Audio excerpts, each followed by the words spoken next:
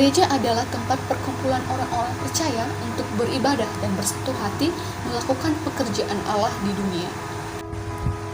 Erikson di dalam buku Teologi Kristen menyatakan bahwa gereja sebagai tempat persekutuan orang beriman yang disebut eklesia.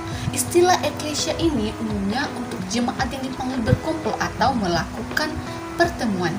Panggilan ini ditujukan kepada orang-orang yang telah ditebus oleh Yesus Kristus atau kepada orang-orang yang telah berada di dalam persekutuan keselamatannya.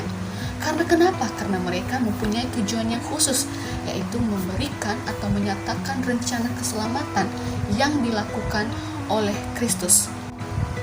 Setiap orang-orang yang telah dipanggil memiliki tugas dan tanggung jawab di dunia ini.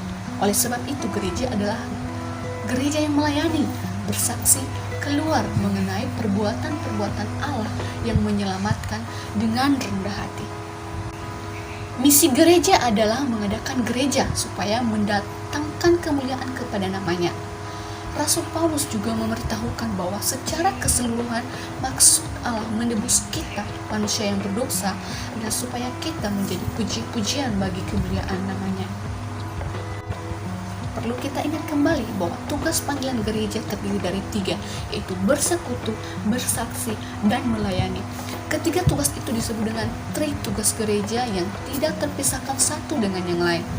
Dengan adanya tugas ini, gereja menjadi dinamis untuk menghadirkan tanda-tanda kerajaan Allah di tengah dunia sekitar. Pelayanan yang dilakukan sebagai warga gereja bukan hanya sekedar memberitakan Injil, tapi semua pekerjaan yang dilakukan dalam pelayanan bagi Kristus di jemaat untuk membangun dan memperluas jemaat, memberi bantuan kepada semua orang yang mengalami kesulitan dalam kehidupan masyarakat. Ini dilakukan oleh orang-orang yang dipanggil sebagai pejabat dalam tugas-tugas gereja dan oleh seluruh anggota jemaat. Panggilan untuk melayani dan bersaksi sangat banyak dinyatakan dalam Alkitab. Misalnya, Kisah Para Rasul pasal 1 ayat 8 dan Matius pasal 28 ayat 19 sampai 20. Dalam kedua ayat ini, Tuhan sangat jelas menyatakan bahwa dalam melayani kita tidak sendirian, tapi tumpang tangannya yang penuh kuasa akan menyertai dan memampukan kita.